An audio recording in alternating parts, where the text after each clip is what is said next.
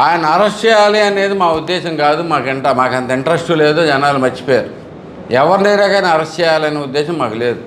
మళ్ళీ ఇప్పుడు ఆల్రెడీ వాళ్ళు తప్పులు చేసుంటే దానికి తగ్గట్టుగానే చట్టం తన పని తను చేసుకుపోద్ది. కానీ మేము ప్రత్యేకంగా అయితే కనుక దాని మీద ఫోకస్ పెట్టించాలి. ఏమవ్వబోతుంది అనేది తెలుసు. ఎందుకంటే తను చేసిన పాపాలన్నీ ఇప్పుడు బయటకు వస్తున్నాయి. బేసికల్లీ ఏదో ఒకటి అవుతుందనే ఉద్దేశంతో ఆ భయంతో ఉన్నాడు.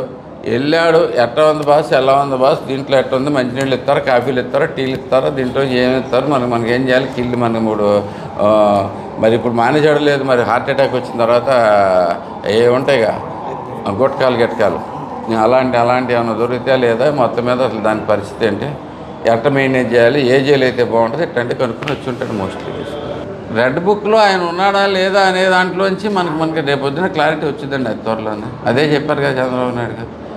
ఎవరికి వచ్చినా కానీ మా బాలయ్య బాబు డైలాగ్ అయితే దీంట్లోంచి ఇది నేను మీకు ఎదురొచ్చినా నాకు మీరు ఎదురొచ్చినా అని ఏదో చూసా ఉన్నాడు. బేసిక్గా ఇట్లాంటి సొల్లు చెప్పే ఇక్కడికి పూర్తిగా అంత ఆల్మోస్ట్ ఈసారి డిపాజిట్లు కూడా పోతాయి. బేసికల్లీ మాకు హోదా ఇవ్వండి, దీంట్లో ఇవ్వండి, అది ఇవ్వండి, ఇది ఇవ్వండి అని చెప్పి అడుక్కుంటూ తిరగటం తప్పితే ఏ సమస్యల మీద పోరాటం చేశారు ఇప్పుడు దాకా? గుడివాడలోనూ చూసుకుందాం. లాస్ట్ ఎలక్షన్ అయిపోయిన తర్వాత వరదలు అప్పుడు ఎవరన్నా కనపడ్డాళ్ళు, ఒకరికి ఎవరన్నా హెల్ప్ చేసిన వాళ్ళు ఎవరన్నా ఉన్నారా? చెప్పండి. కొంచెం కూర్చొని మాట్లాడదాం.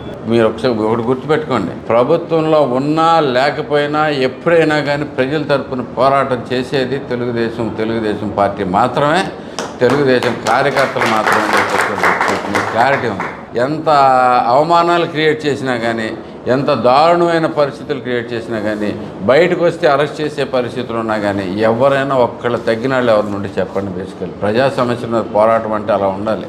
గతంలో 2019లో ప్రజలు మోసపోయారు. ఈయన వచ్చి ఏదో చేస్తాడు, అట్లీస్ట్ ఏం చేయలేకపోయినా కానీ ఉన్నదన్నా కంటిన్యూ చేస్తాడనే ఉద్దేశంతో ప్రజలు మోసపోయారు. తీరా చూస్తే పథకాలు దెబ్బేశాడు, అసలు అభివృద్ధి అనేది నాశనం చేశాడు. ప్లస్ అంతేకాకుండా బయటకు వచ్చి మాట్లాడాలంటే భయంకరమైన పరిస్థితులు క్రియేట్ చేశారు. ఇంతకెందుకు ఇంత ఎదవలో ఉన్నా కానీ అక్కడ భారతిరెడ్డి గారి గురించి ఒకడెవరో తేడాగా మాట్లాడాడని చెప్పి సొంత కార్యకర్త అయినా కానీ తీసుకెళ్ళి జైల్లో పెట్టింటే నిబద్ధత అది. బేసిక్గా మొత్తంలో చూసుకుంటే మేము అన్నాం ఆ డైలాగులన్నీ, నుంచోబెడతాం, కూర్చోబెడతాం, దీంట్లో పెడతాం, ఇప్పుడు అధికారం మా చేతిలో ఉంది, మేమేమైనా చేస్తాం.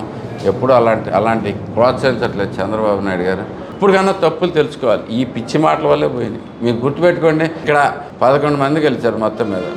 ఇంతకుముందు ప్రభుత్వంలో ఇలా రెచ్చిపోయిన వాళ్ళు ఎవరినో గెలిచారో చెప్పండి. చెప్పండి. ఇలా పిచ్చిగా రెచ్చిపోయి ఏ మాటలు పడితే ఆ మాటలు మాట్లాడిన వాళ్ళు ఎవరన్నా గెలిచారని చెప్పండి.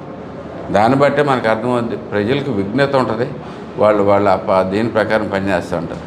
ఇక ఈ క్యాండిడేట్ వచ్చి సోది అవుతూ ఉంటాడు. మీకు తెలిసింది కదా, బేసిక్గా అక్కడ దాకా వెళ్ళాం. ప్లస్ ఈ మధ్యకాలంలో గోల ఎక్కువగా ఉంది, తీసేస్తారని. సరే ఏదో ఒక స్టేట్మెంట్ ఇస్తే ఆయన ఏమైనా కనిపిస్తాడని ఉద్దేశంతో ఏదో ఒకటి ఇచ్చేసి గౌక్కుని పారిపోయి మళ్ళీ ఇటుపక్క ఎక్కడ కనపడకుండా అటు వెళ్ళిపోతాడు.